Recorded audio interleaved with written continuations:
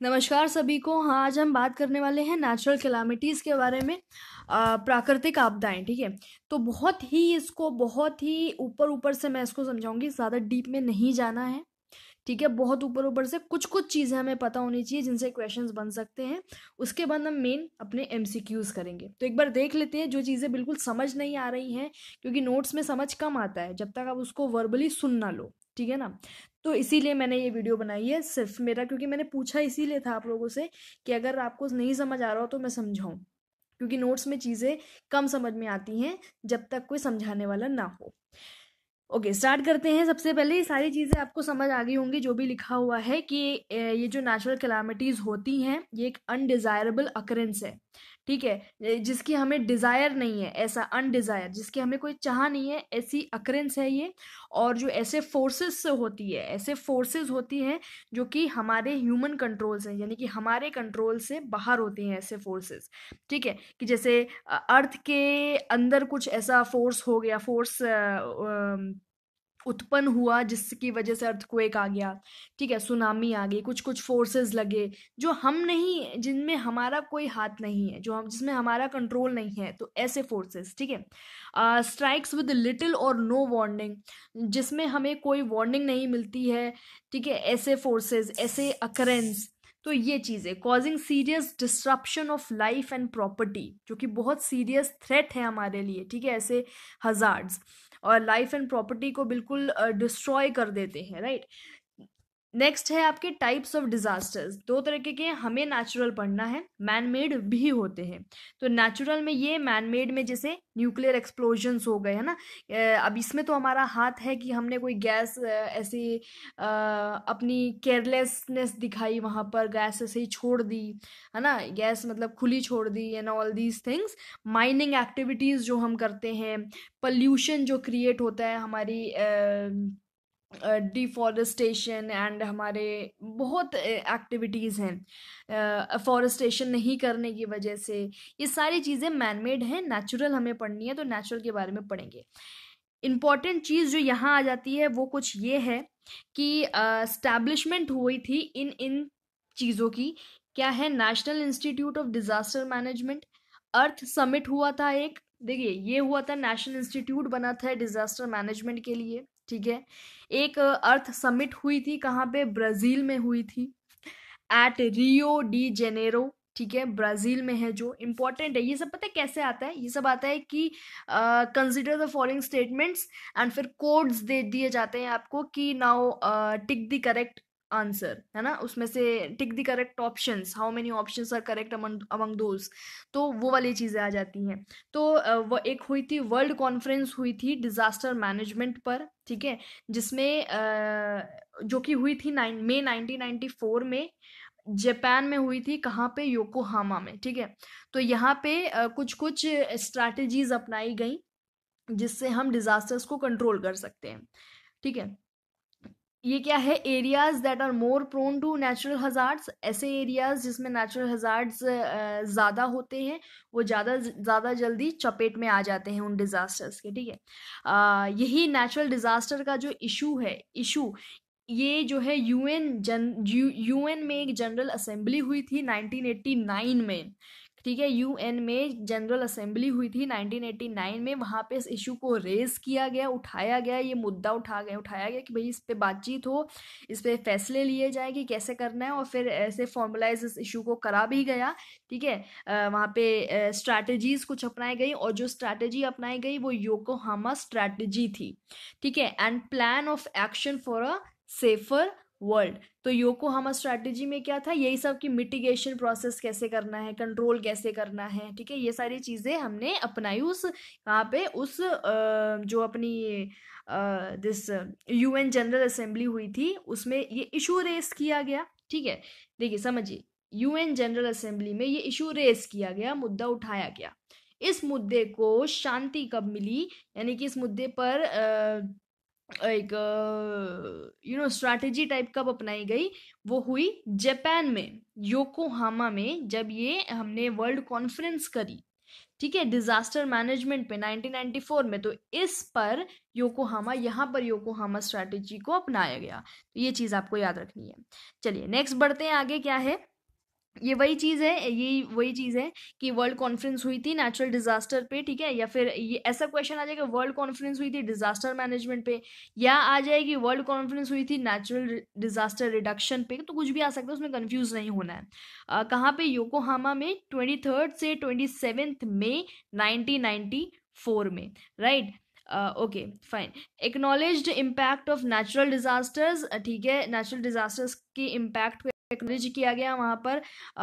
कैसे पुअर को इफेक्ट कर रहा है और डिसएडवांटेज ग्रुप्स को इफेक्ट कर रहा है, ठीक है, डेवलपिंग कंट्रीज में मेनली। तो ये चीज़ें वहाँ पे सारी, इन चीज़ों पे बात हुई, इन चीज़ों पे मुद्दे उठे और उसके बाद इसको फॉर्मलाइज भी किया गया वहाँ पर। अब है यहाँ पर क्लासिफिकेशन ऑफ नेचुरल डिजास्टर्स। तो इन ये क्लासिफिकेशन है, इन कैटेगरीज के अंदर हमने नेचुरल डिजास्टर्स को क्लासिफाई किया है। ये सारे नेचुरल डिजास्टर्स हैं और ये इनकी कैटेगरीज हैं, ठीक है। तो इनमें आपको ये थोड़ा सा ध्यान में रखना है कि कौन सा किस में आता है, ताकि आप कंफ्यूज ना हो। अगर पूछा जाए कि लैंडस्लाइड किस में आता है, तो आपके दिमाग में एकदम से स्ट्राइक करना चाहिए कि भाई लैंडस्लाइड है तो ये लैंड से ही जुड़ा हुआ है, तो यानी कि टेरेस्ट्रियल में ही आता होगा। ऐसा नहीं है कि एयर से जुड़ा है, एक्वेटिक से जुड़ा है, या फिर बायोलॉजिकल से जुड़ा है, बायो से जुड़ा है अपने, है ना। तो लैंडस्लाइड हो गया, अर्थक्वेक हो गया, वॉल्केनिक एरप्शंस हो गए, जिसको हम हिंदी में हिंदी में इसको हम ज्वालामुखी कहते होंगे मेरे हिसाब से, है ना। हाँ, ज्वालामुखी ही कहते हैं। सॉइल इरोजन हो गया। अब सॉइल इरोजन भाई एयर से या फिर नदियों से, है ना, ये बायो प्रोसेस, ये सबसे नहीं जुड़ा है। तो ये मेन होते हैं, ठीक है। उसके बाद ये मेन होते हैं। अब ये थोड़े बहुत इनमें एक बार नज़र मार लेना, ज़्यादा इसमें नहीं, बस हाँ नज़र आपको पता होनी चाहिए। बायोलॉजिकल में क्या चीज़ें आ जाएंगी भैया? कोई डिजीजेज हो गए, फंगल, बैक्टीरियल, वायरल डिजीजेज हो गए, है ना। तो ये सारी चीज़ें। बात कर लेते हैं अर्थक्वेक्स की। राइट, देखो अर्थक्वेक जो है वो बिल्कुल मोस्ट अनप्रिडिक्टेबल है, जिनके बारे में हम बिल्कुल पता नहीं लगा सकते। एकदम से आता है अचानक से, इसकी हमें कोई वार्निंग नहीं मिलती है।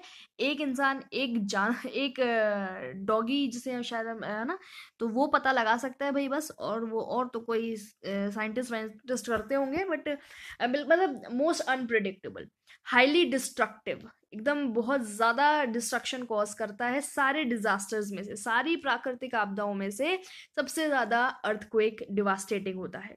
कॉजेस क्या है इसके? टेक्टोनिक एक्टिविटीज़, जो भाई अर्थ क्रस्ट में जो प्लेट की एक्टिविटीज़ होती हैं, आपस में टकराती हैं, दूर जाती हैं, ठीक है। और क्या होता है कि पता है कि मेन क्या होता है, जैसे ये दो प्लेट्स हैं, ये आपस में ऐसे टकराई, है ना, यहाँ पे ऐसे ऐसे टकराई, तो क्या होता है, एक तो इसके एक अंदर घुस जाती है और ये वाली इसके ऊपर चढ़ जाती है। तो मेनली ऐसा, ये बात ऐसे हो जाती है, कुछ ऐसे, ठीक है। ये तो इसके अंदर घुस गई और ये वाली इसके ऊपर चढ़ गई, है ना। तो ये चीज़ होती है। तो ये ऐसी कुछ एक्टिविटीज़ होती हैं, और वॉल्केनिक इरप्शंस आते हैं, ज्वालामुखी वगैरह आ जाते हैं, लैंडस्लाइड से भी अर्थक्वेक आ जाते हैं, क्योंकि भाई इतना सारा रॉक्स एंड ये सब पूरा मटेरियल ऊपर से जब गिरता है तो अर्थक्वेक वगैरह आते हैं। न्यूक्लियर एक्सप्लोजन की वजह से, माइनिंग एक्टिविटीज़ होती हैं, तो ये सारी जो चीज़ें हैं इनकी वजह से अर्थक्वेक आ सकते हैं, ठीक है। अब ये माइनिंग जो है ये तो ह्यूमन एक्टिविटी है, तो ह्यूमन एक्टिविटी की वजह से अर्थक्वेक। कभी कभी क्या होता है, इनडायरेक्ट एक्टिविटीज ह्यूमन की, डायरेक्ट तो हम कुछ नहीं कर रहे हैं, है ना, डायरेक्ट हम नहीं कर रहे हैं कि हम जाकर अर्थ के नीचे से उन प्लेट को आपस में टकरा देंगे, ये डायरेक्ट हो गया, ऐसा कुछ नहीं कर रहे हैं, इसीलिए ये अर्थक्वेक जो है मैन मेड में नहीं है। बट हाँ, हम इनडायरेक्टली कुछ कुछ ऐसा चीजें कर दे सकते हैं जिससे नेचुरल ये चीजें हो जाती हैं ना। तो ये बात भी है। अगर आपसे पूछा जाए कि क्या कहते हैं इनडायरेक्टली ये हो सकता है कि, तो एक एग्जांपल आप इसका भी दे सकते हैं। नेक्स्ट है, results of earthquakes caused due to tectonic activities are more destructive. तो देखो ये बोल रहे हैं कि जो टेक्टोनिक एक्टिविटीज से जो रिजल्ट आता है अर्थक्वेक, यानी कि टेक्टोनिक एक्टिविटीज जो है ज़्यादा खतरा है रैदर देन दीज, है ना। ये जैसे वॉल्केनोज आए तो उससे आया, लैंडस्लाइड से अर्थक्वेक आया, तो इन सब चीज़ों से ज़्यादा खतरनाक होती है टेक्टोनिक एक्टिविटीज़ वाला अर्थक्वेक। सिंपल। अब इसमें मेन आपको यहाँ पे इनमें इस वाले में देखना आपको ये है कि अर्थक्वेक जो है वो कुछ जोन्स में डिवाइडेड है, very high, high, moderate and very low. ठीक है, तो ये आपको याद रखना है बस कि वेरी और वेरी लो भी इसमें नहीं याद, कुछ खास नहीं रखना, मेन आपको ये दोनों याद रखने हैं कि बिल्कुल जो अर्थक्वेक प्रोन एरियाज हैं वो नॉर्थ ईस्टर्न स्टेट्स हो गए, बाकी कश्मीर वैली हिमालयंस में, एंड उत्तराखंड, वेस्ट हिमाचल प्रदेश, और ये अपना रिमेनिंग हिमाचल प्रदेश है उसमें बहुत ज़्यादा नहीं पर ज़्यादा डैमेज है, जम्मू कश्मीर में। ठीक है, ये सारी इसमें ये प्लेसेस थोड़े याद रखने हैं, नॉर्थ वाले जगहें हैं, नॉर्थ ईस्टर्न स्टेट्स हैं, और हिमाचल प्रदेश वगैरह यहाँ पे होता है। ठीक है, और ये जो जोन्स डिवाइडेड हैं भाई, ये जोन्स किसने डिवाइड करे हैं, ये इन्होंने डिवाइड किए। एक तो नेशनल जियोफिजिकल लेबोरेटरी ने, जियोलॉजिकल सर्वे ऑफ इंडिया ने, department of meteorology, government of India, along with national institute of disaster management, इन्होंने मिल करके ये डिवाइड किए हैं। बाकी और एक इन्होंने क्या किया था, इन्होंने एनालिसिस किया था, इन्होंने एनालाइज किया था डिफरेंट इंडिया में जगहों पे डिफरेंट कि भाई 1200 से ज़्यादा अर्थक्वेक जो है उन्होंने एनालाइज करे थे कि कहाँ कहाँ आए हैं, उसके बेसिस पे इन्होंने ये जोन्स डिवाइड करे हैं। ठीक, नेक्स्ट है कि इफेक्ट्स क्या क्या है, ग्राउंड पे इफेक्ट है, स्ट्रक्चर्स पे इफेक्ट है, और वाटर में इफेक्ट है। तो वाटर में हम देखते हैं भाई अर्थक्वेक आ रहा है तो जाहिर सी बात है लैंड में अर्थक्वेक आया है तो वाटर में जहाँ पे भी एकदम डीप में जाकर जहाँ पे भी कहीं ज़मीन तो होगी ही, तो वहाँ पे जो अर्थक्वेक आया है उसकी वजह से सुनामी आई है, वेव्स आए हैं। ठीक है, हाइड्रोडायनेमिक प्रेशर वही प्रेशर होता है जो मूविंग वाटर में होता है, उसमें कुछ हुआ है। और पॉसिबल चेन इफेक्ट्स मतलब कि भाई अर्थक्वेक आया, अर्थक्वेक से सुनामी आई, सुनामी से कुछ और चीज़ फ्लड वगैरह आ गई, फ्लड से ये आ गया, उसके बाद ये चेन इफेक्ट्स हो गए, है ना। ये चीज़ स्ट्रक्चर्स पे बिल्डिंग्स वगैरह है तो भाई एक तो कोलैप्स हो जाएंगी, ठीक है, क्रैक्स हो जाएंगे, उसमें क्रैक लग जाएंगे, स्लाइड कर जाएंगी, पॉसिबल चेन इफेक्ट्स। उसके बाद ग्राउंड में है फिशर्स आ गई, दरारें आ गई ग्राउंड में, और लैंडस्लाइड हो गया। ठीक है, लिक्विफैक्शन हो गया, और पॉसिबल चेन इफेक्ट्स। लिक्विफैक्शन क्या होता है पता है, जैसे लैंड है, ये है ना, लैंड है हमारी ज़मीन है ये, तो ये जो है अपना वो खो देती है, जैसे जैसे ये लैंड है, ये आप ये लगाओ कि ये अपनी स्ट्रेंथ खो देती है, ये बिल्कुल ऐसी हो जाती है कि इसमें से कोई भी यहाँ बिल्डिंग खड़ी है तो वैसे इसमें वो हो जाएगी, ढह जाएगी, है ना, मतलब गिर जाएगी, डूब जाएगी, कोई कार चल रही है तो डूब जाएगी। तो मतलब वो अपनी स्ट्रेंथ खो देती है, लैंड सॉइल जो होती है वो अपनी स्ट्रेंथ खो देती है बेसिकली। तो ये लिक्विफैक्शन होता है। ठीक है, तो ये इफेक्ट्स हैं कुछ, ध्यान रखिएगा। नेक्स्ट है भाई इसको कैसे प्रिवेंट कर सकते हैं, प्रिवेंट तो कैसे किया जाएगा, कुछ वार्निंग। प्रिवेंट तो ऐसे किया जाएगा कि भाई कुछ ऐसे हमने वो लगा दिए, मॉडिफाई कर दिया, अपने हाउस टाइप्स को मॉडिफाई कर दिया। ठीक है, कि भाई आ भी रहा है तो हमारे घरों पे कोई वो नहीं है ज़्यादा, इस तरह से हमने हाउस बनाए अपने, ऐसे डिज़ाइन तैयार किए हैं कि भाई हम बच सकें। ठीक है, वल्नरेबल एरियाज में जहाँ पे मतलब चपेट में ज़्यादा आ जाते हैं वो, तो वहाँ पे। और making it mandatory to adopt earthquake resistant designs, मतलब ऐसे डिज़ाइंस बनाना ज़रूरी, कंपलसरी कर देना कि जिससे मतलब इफेक्ट जो भी इम्पैक्ट हो अर्थक्वेक का वो कम पड़े, है ना। Establishing earthquake monitoring centres, seismological centres, मतलब कि ऐसे सेंटर्स बनाना जहाँ पे अर्थक्वेक को मॉनिटर किया जा सके, कहाँ पे कितना इफेक्ट आ सकता है, वहाँ यहाँ कितना इफेक्ट आ सकता है, पूरा मतलब एक एनालिसिस, एक एनालाइज हो सके वहाँ पे बैठ करके, जो अपने होते हैं बड़े बड़े लोग, वो उसको देखें, ठीक है, मॉनिटर करें। बाकी उसके बाद है जीपीएस एक तैयार करना। ठीक है, प्रिपेयर अ वल्नरेबिलिटी मैप, कहाँ पे ज़्यादा आता है, कहाँ पे कम आता है, पूरा ये सब देख कर कि भाई चीज़ों को, मतलब ऐसा तो नहीं है कि हम अर्थक्वेक को रोक देंगे आने से, पर हम उसका इम्पैक्ट कम कर सकते हैं। ठीक है, ये चीज़ है। नेक्स्ट है सुनामी। देखो सुनामी को हार्बर भी कहते हैं, हार्बर वेव्स भी कहते हैं, और सिज्मिक सी वेव्स भी कहते हैं। ठीक है, अब देखो अर्थक्वेक को समझते हैं जल्दी जल्दी, इसमें भी समझने वाला बहुत कुछ होता है। देखो अर्थक्वेक कॉज कैसे, ये सुनामी आती कैसे है, तो सुनामी कैसे आती है भाई, मान लो अर्थक्वेक आया है कोई, तो अर्थक्वेक आया है तो ये मान लो ये अपना लैंड है, ठीक है, ये अपना लैंड है, अर्थक्वेक आया यहाँ पे, अर्थक्वेक ये हमारा फोकस पॉइंट है जहाँ से अर्थक्वेक ओरिजिनेट करता है, वो फोकस पॉइंट होता है, और फोकस के जस्ट ऊपर होता है एपिसेंटर, ठीक है। तो मान लो ये फोकस है, ये फोकस है, यहाँ पे एपिसेंटर, तो ये यहाँ से अर्थक्वेक यहाँ पे आया और यहाँ पे आया, ठीक है, यहाँ पे आया, तो यहाँ पे आया, क्या बोल रहे हैं मतलब यहाँ पे आया, और ये जो वेव्स हैं ये ऐसे करके ऊपर उठी, है ना, ऐसे उठेगी क्योंकि अर्थक्वेक आया एकदम से, तो ये ऐसे वर्टिकल ऊपर उठेगी उठेगी। अब ये ऐसे उठकर ये नीचे आई, ठीक है। अब ऐसे तो है नहीं कि ऐसे उठकर ऐसे ही आ जाएगी, अब भाई ऐसे उठी है तो जाहिर सी बात है ऐसे तो जाएगी ही जाएगी, है ना। पानी को जब आप उछालते हो ऊपर से लेकर नीचे तक, तो वो क्या होता है, वो ऐसे करके एकदम ऐसे नहीं आएगा, वो हमेशा ऐसे करीब कहीं जाएगा, ठीक है, समझ रहे हो इस चीज को।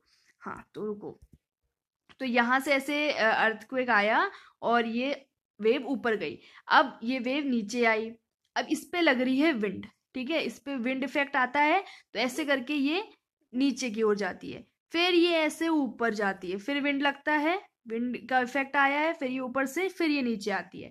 अभी क्या हो रहा है यहाँ पर, ये आप ध्यान, अभी मैं इसको आगे बताऊंगी, आगे बताती हूँ तब समझाऊंगी, इतना आपको समझ में आना चाहिए, इतना आपको आना चाहिए, ये चीजें जो हैं ये सी फ्लोर को एब्रप्टली मूव कराती है। अभी अब मैंने आपको दिखाया कैसे, है ना, ऐसे ऐसे ऐसे करके ऐसे फिर ऊपर नीचे इस तरह से एब्रप्ट वे में मूव कराती है, अर्थक्वेक्स एंड वॉल्केनिक इरप्शंस होते हैं तब, ठीक है, जिससे सडन डिस्प्लेसमेंट होता है ओशन वाटर का, हिल जाता है पूरा पानी, और in the form of high vertical waves, vertical vertical ये वर्टिकल होता है, वर्टिकुलर है, वर्टिकुलर कह रही हूँ, वर्टिकल वेव्स है ना।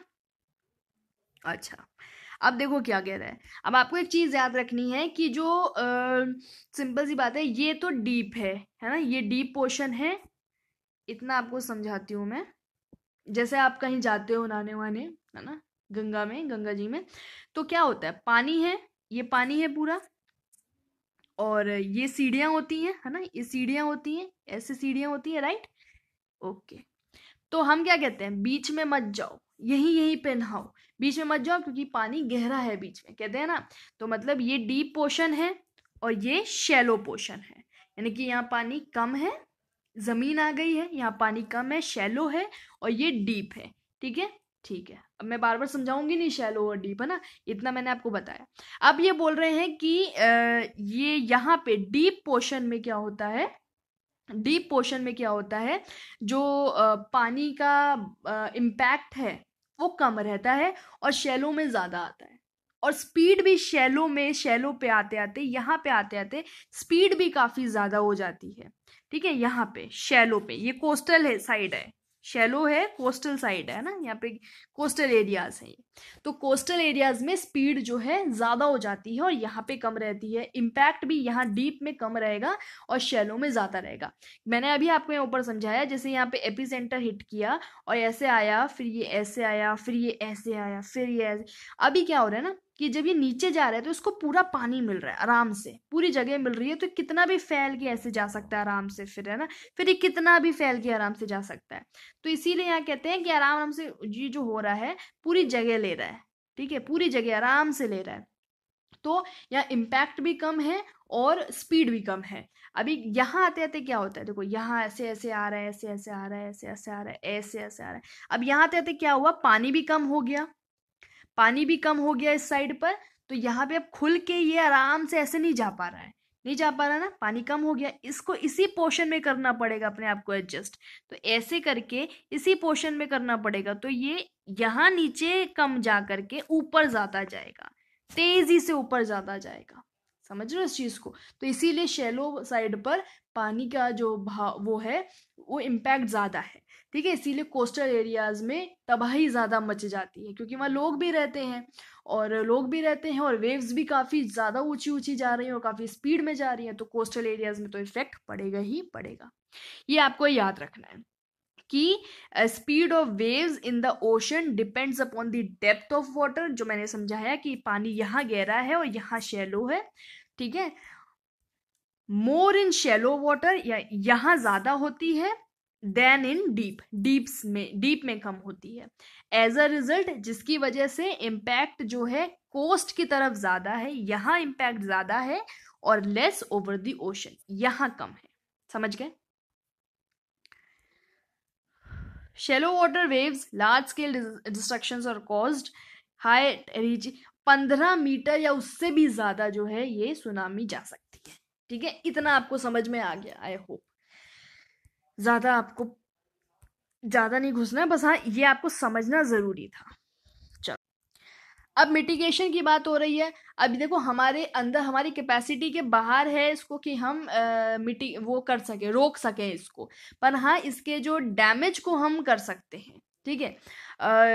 देखो, difficult to mitigate the damage, अब ये बोल रहे हैं कि इसके डैमेज को भी वो करना जो है इम्पॉसिबल सा है। तो इंडिया ने क्या किया है, एक दिसंबर 2004 में एक सुनामी डिजास्टर आया था इंडिया में, ठीक है। जिसके बाद जो है एक इंटरनेशनल लेवल पर जो है कोऑपरेशन का सिस्टम जारी हुआ, कि मतलब कि हर कोई कंट्री आकर थोड़ा बहुत कोऑपरेट करे और कुछ करते हैं, क्योंकि बहुत डिस्ट्रक्शन हो रहा है इन चीज़ों को लेकर, ठीक है। तो यहाँ इंडिया ने वॉलंटियर किया था, और क्या है, इंटरनेशनल सुनामी वार्निंग सिस्टम को जो है वो किया था ज्वाइन, कि भाई सुनामी आ रही है तो वार्न कर सके जहाँ पे भी वल्नरेबल एरियाज में।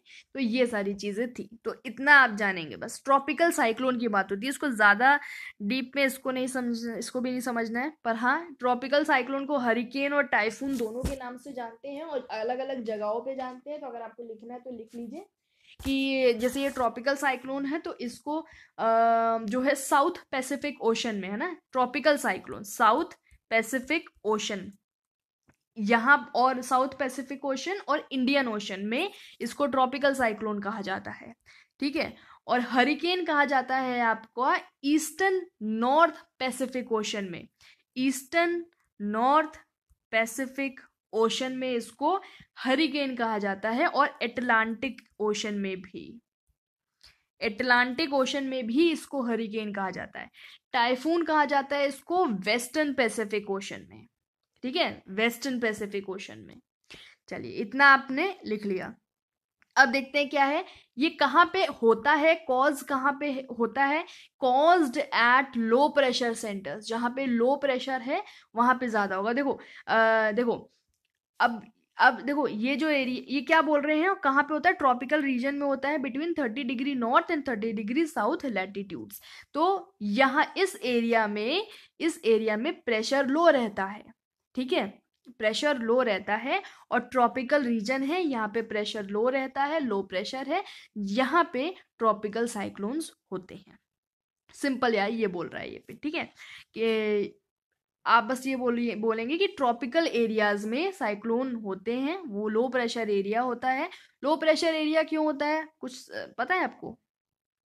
नहीं पता होगा। जैसे ये सन है, अब ये सन की हीट है, अब ये हीट ऐसे ऐसे जाएगी, है ना, ऐसे ऐसे जाएगी, तो सबसे ज्यादा ये जो हीट है इसी एरिया में पड़ती है, तो वार्म होता है, हवाएं गर्म होती हैं, गर्म हवाएं एक्सपैंड करती हैं, लाइट होकर ऊपर राइज करती हैं, और जब ऊपर राइज करेंगी तो वहां लो प्रेशर का एरिया क्रिएट होगा, ठीक है।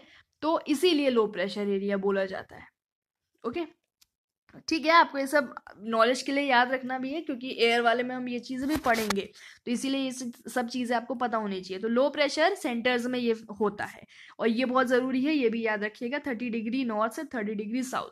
और ये होता मानसून सीजन में, अक्टूबर और नवंबर के टाइम पीरियड में ये यहाँ पे होता है।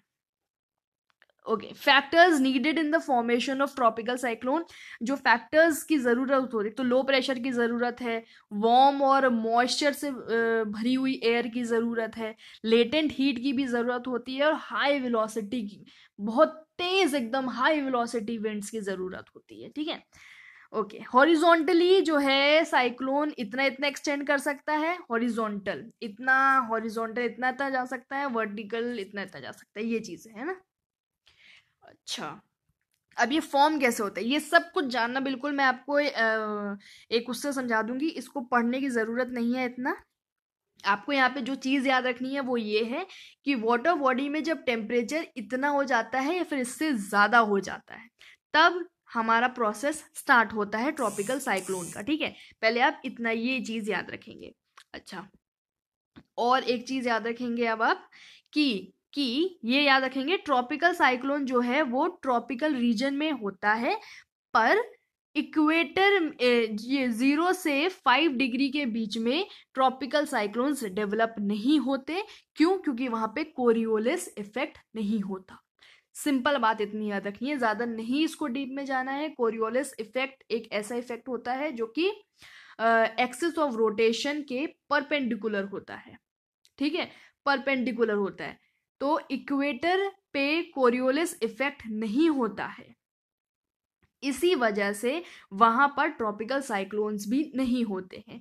0 से ये क्वेश्चन पूछा जाता है कि ट्रॉपिकल साइक्लोन नहीं होते कहाँ पर, 0 से 5 डिग्री के बीच में नहीं होते। क्यों नहीं होते? क्योंकि वहां पे कोरियोलिस इफेक्ट नहीं होता। सिंपल, आपको इतना याद रखना है। एक पॉइंट ये याद रखना है, एक पॉइंट ये याद रखना है। अब बनता कैसे है थोड़ा सा इसको समझ लेंगे। समझने के लिए ये देखते हैं कि भाई देखो, ये जैसे क्या है, आपकी नदी है। नदी में क्या हो रहा है, नदी में क्या हो रहा है भाई, जैसे मान लो नदी बहुत गर्म हो गई है। ठीक है, वहाँ वार्म एयर है, वार्म एयर है, वार्म एयर है, ऊपर जा रही है। ठीक है, वार्म एयर ऊपर जा रही है, धीरे धीरे वार्म एयर, सिर्फ इसको समझेंगे, वार्म एयर है, ऊपर जा रही है। ठीक है, ऊपर जा रही है, यहाँ ऊपर जा रही है, ऊपर जा रही है, ये जगह नीचे वाली खाली होती जा रही है, तो आजू बाजू की सारी जो लोकल विंड्स हैं वो सब यहाँ पे इकट्ठी हो जाती हैं, ये भी गर्म हो जाती है, फिर ये भी ऊपर जाने लग जाती हैं। ठीक है, इतना समझ लिया हमने कि वार्म एयर है वो ऊपर उड़ रही है, ऊपर जा रही है, राइज कर रही है, जो भी बोलना हो। अच्छा, अब ये ऊपर जाती है जब, तो धीरे धीरे जाते जाते ये ऊपर जाते जाते कूल होती जाती है, ठंडी हो जाती है, कंडेंस हो जाती है और क्लाउड्स बनाती है। क्लाउड ऐसे बहुत बहुत ज़्यादा एयर इकट्ठी होती जाती है, इकट्ठी होती है, बहुत बड़े बड़े क्लाउड्स वहाँ पर बना लेती है। वो जो क्लाउड्स हैं बहुत इकट्ठे हो जाते हैं और फिर वो लेटेंट हीट को रिलीज करते हैं। क्या रिलीज करते हैं? लेटेंट हीट वो रिलीज करते हैं। लेटेंट हीट को रिलीज करने के बाद क्या होता है, देखो, एक तो वहां पे लेटेंट हीट भी रिलीज हो रही है, दूसरा वहां पे बहुत तेज हवा भी, विंड भी आ रही है। ठीक है, विंड भी आ रही है और वो काफी जोर जोर से रोटेट भी कर रही है। विंड वहां पर जो ऊपर की विंड होती है काफी जोर जोर से रोटेट भी करती है और क्या कहते हैं, लगातार आती भी जा रही है। तो यहाँ पे क्या होता है, जैसे मान लो ये प्रेशर है यहाँ पे। ठीक है, यहाँ प्रेशर है, यहाँ बहुत ज्यादा जो है ऐसे ऐसे विंड विंड घूमे जा रही है, घूमे जा रही है, ऐसे ऐसे घूमे जा रही है, घूमे जा रही है, घूमे जा रही है ना। ऐसे ऐसे करते करते ये बहुत आगे तक पहुंचती चली जाती है। तो ये ही मेन होता है आपका ट्रॉपिकल साइक्लोन। और ये जो पोर्शन है ना, ये आपका है आई। ज्यादा कुछ याद नहीं रखना, ये पोर्शन हो गया आपका आई, क्योंकि यहीं से तो ये रोटेट ओरिजिनेट करा है आपका ट्रॉपिकल साइक्लोन, है ना। बस इतना याद रखना है, और कुछ बीच में नहीं जाना है, कहीं पे भी नहीं जाना है। सिर्फ इतना याद रखना है कि ऊपर जो है वार्म एयर ऊपर गई, धीरे धीरे ऊपर जाके वो ठंडी हो गई, बहुत सारे क्लाउड्स बना लिए और धीरे धीरे एयर ऊपर जाती जा रही है, लेटेंट हीट भी रिलीज करा क्लाउड्स ने और ऊपर जाती जा रही है एयर। ठीक है, और काफी तेज स्पीड में है विंड, स्पिन कर रही है, वो स्पिन करते करते करते करते करते करते वो एक बड़ा रूप ले लेती है और ट्रॉपिकल साइक्लोन बनाती है। बस, ठीक है, इतना याद रखना है। एक चीज आपको और जो ये याद रखनी है वो ये है कि ये जो स्पिन कर रही है, अगर वो एंटी क्लॉकवाइज डायरेक्शन में स्पिन कर रही है तो इसका मतलब वो नदर्न हेमिस्फीयर में है। अगर वो क्लॉकवाइज स्पिन कर रही है विंड, तो इसका मतलब सदर्न हेमिस्फीयर में आ रहा है। ठीक है, और विंड जो बेल्ट कहाँ तक एक्सटेंड हो जाती है, वो 150 किलोमीटर सेंटर से, ये सेंटर था अपना, 150 किलोमीटर तक एक्सटेंड हो जाती है। बहुत बढ़िया। अब ये फ्लड्स के बारे में है, कुछ नहीं इसमें याद रखना है। फ्लड्स के कॉजेज लिखे हुए हैं, सडन हेवी रेनफॉल आई है, सॉइल लूज हुआ है, डिफॉरेस्टेशन है, और encroachment of rivers by settlements, ठीक है। ये सारी चीज़ें जो है फ्लड कॉज करती हैं। फ्लड प्रोन एरियाज लिखे हुए हैं। एक जो मेन चीज़ आपको याद रखनी है वो ये याद रखनी है, ये वाला पॉइंट, कि एक राष्ट्रीय बाढ़ आयोग है, नेशनल फ्लड कमीशन। ये इसने जो है 40 मिलियन हेक्टेयर्स का लैंड जो है वो इंडिया में फ्लड प्रोन बताया था, कि मतलब वहां पे फ्लड ज्यादा आते हैं। कितना इन्होंने डिक्लेयर किया था? 40 मिलियन। उसके बाद हर साल जो है फ्लड डिपॉजिट करती है fertile silts over agricultural lands which is good for crop. हर साल जब ये फ्लड अगर आती है तो हर साल क्या होता है कि ये फर्टाइल सिल्ट्स को डिपॉजिट करती है, क्ले जो हो गई, फर्टाइल मिट्टी हो गई, है ना। तो ये डिपॉजिट करती है, इकट्ठा कर देती है, ऐसे बाढ़ अपने साथ लेकर के आती है और वहां पे जमा कर देती है एग्रीकल्चर लैंड पर जाकर के, जो क्रॉप्स के लिए बहुत अच्छा होता है। उसका एक एग्जाम्पल दिया हुआ है, कहाँ पर, एक सेकेंड, ये दिया हुआ है आपको, मजूली, जो कि असम में है, और इसको लार्जेस्ट रिवराइन आइलैंड बोला जाता है पूरे वर्ल्ड में, ठीक है। लार्जेस्ट रिवराइन आइलैंड पूरे वर्ल्ड में इसको बोला जाता है मजूली, जो कि असम में है। और ये बहुत अच्छा एग्जाम्पल है किसका? गुड पैडी क्रॉप्स का, जो चावल के क्रॉप्स हैं, बहुत अच्छा एग्जाम्पल है इसका। ये बहुत अच्छा यहाँ पे ग्रो करते हैं। और ब्रह्मपुत्र में एनुअल फ्लड्स, यानी कि हर साल जो फ्लड आती है ब्रह्मपुत्र रिवर में, इसके बाद जो है मजूली असम में ये गुड पैडी क्रॉप्स होते हैं, ठीक है। तो ये फ्लड, ये जो देखो, ये ब्रह्मपुत्र रिवर है, जैसे इसको बीचों बीच एक आइलैंड है, मजूली आइलैंड, ठीक है ना। तो वहां पे इसकी बात हो रही है। तो मतलब यहाँ पे बाढ़ बाढ़ आती है, उसके बाद यहाँ काफी अच्छे पैडी क्रॉप्स ग्रो होते हैं। मेथड्स टू कंट्रोल है, कंस्ट्रक्शन ऑफ डैम्स का कंस्ट्रक्शन करो, flood protection embankments, flood prone area में ठीक है, एम्बैंकमेंट्स बनाओ, उनका कंस्ट्रक्शन करो। और एम्बैंकमेंट वही बाढ़ जैसा होता है जिससे कंट्रोल कर लिया जाता है पानी को, ठीक है, वही चीज़ है। पेड़ पौधे उगाओ, और human encroachment from river channels, यानी कि जो ह्यूमन के द्वारा रिवर्स में काफ़ी वो सब हो रहा है, तबाही मचाई जा रही है, उसको कंट्रोल करो। और इस्टेब्लिशमेंट ऑफ साइक्लोन सेंटर्स बनाओ, ठीक है, कोस्टल एरियाज, ताकि कोस्टल एरिया में रिलीफ मिल सके। तो ये सारी चीज़ें जो हैं होनी चाहिए। डिफॉरेस्टेशन है, डिफॉरेस्टेशन में नहीं, सॉरी, ड्रॉट्स यानी कि सूखा। 19%, nearly 19% of total geographical area and 12% of its total population suffer due to drought every year। हर साल जो है पूरे geographical area का 19% तो जो है एरिया वो सूखा हो जाता है। और इस 19% में 12% जो भी पॉपुलेशन पूरी इफेक्ट होती है, तो पूरे पॉपुलेशन का 12% जो पॉपुलेशन है वो इससे इफेक्ट होती है। उसके बाद है about 30% of the countries total area is identified as drought prone areas, ठीक है। 30% इफेक्टिंग अराउंड 50 मिलियन पीपल। ये कंट्री की बात हो रही है, ये पूरे वर्ल्ड की बात हो रही है।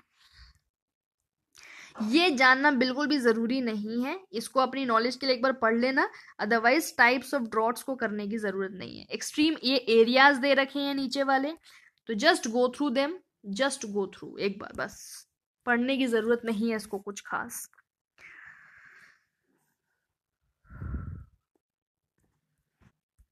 मिटिगेट कैसे कर सकते हैं भैया? विक्टिम्स जो भी सफ़र हो रहे हैं उनके लिए मेडिसिन्स और वाटर और फॉडर, जो भी कैटल हमारे ये फॉडर वगैरह और वाटर वगैरह की ज़रूरत होती है वो सब अवेलेबल कराना चाहिए, है ना, घास चारा वगैरह जो होता है।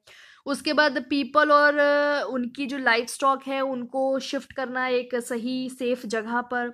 Transfer of river water from the surplus to the deficient areas, अच्छा ठीक है, जहाँ पे काफ़ी पानी है, सरप्लस एरियाज हैं, वहाँ से पानी लेकर के जहाँ पे पानी की कमी है वहाँ देना। ठीक है, रिवर्स को इंटरलिंक करना ताकि एक रिवर का पानी दूसरे में आराम से जा सके, ठीक है, और डैम्स का कंस्ट्रक्शन करना, रिजर्वियर्स का कंस्ट्रक्शन करना, रेन वाटर का हार्वेस्ट मतलब रेन वाटर हार्वेस्टिंग करना, पानी बचाना, ये सारे जो है मेथड्स ड्रॉट के लिए काम आ सकते हैं। लैंडस्लाइड्स क्या है भाई? लैंडस्लाइड सबको पता है, जो ऊपर से रॉक वगैरह गिरते हैं ह्यूमन एक्टिविटीज़ की वजह से। लैंड यूज़ जो भी हम अनसाइंटिफिक लैंड यूज़ कर रहे हैं, बिल्कुल बेफिजूल का लैंड यूज़ कर रहे हैं, ये सारी चीज़ें जो है फैक्टर्स हो सकती हैं लैंडस्लाइड्स का, ठीक है।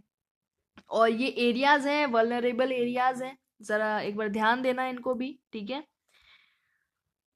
ये तो आप खुद ही पढ़ लोगे ना, इसको तो मैं एक एक इसको पढ़ पढ़ के थोड़ी बताना कोई फ़ायदा नहीं है, राइट। लास्ट ये है मिटिगेट टेरेस फार्मिंग करो भाई, जिससे लैंडस्लाइड बच सके, जिससे लैंडस्लाइड ना हो। एफॉरेस्टेशन करना, तो ये सारी चीज़ें जो है, ठीक है, ये इतना इम्पोर्टेंट नहीं है सारा, बस एक बार गो थ्रू करने वाली चीज़ें होती हैं। बाकी एमसीक्यूज़ में हम देखेंगे क्या नया इसमें हम देख सकते हैं, क्या एमसीक्यूज़ में हम, मेरे एमसीक्यूज़ रेडी हैं, बना रखे थे पहले ही, बट आपने कहा इसको समझाने के लिए, तो एक बार मैंने इसको समझा दिया है। आई होप अभी आपको समझ में आ गया। इतना करना, 9th क्लास और 11th क्लास का मिक्स है ये, ठीक है। कुछ कुछ चीज़ें 9th क्लास में भी हैं, कुछ कुछ चीज़ें 11th क्लास में, तो पूरा चैप्टर ही है आपका, तो वो सारा चैप्टर मैंने यहाँ पे कवर किया है। तो आई होप आपको समझ आया होगा। चलो कल मैं आपको एमसीक्यूज दूंगी, आज तो नहीं, कल देते हैं। चलो, थैंक यू सो मच।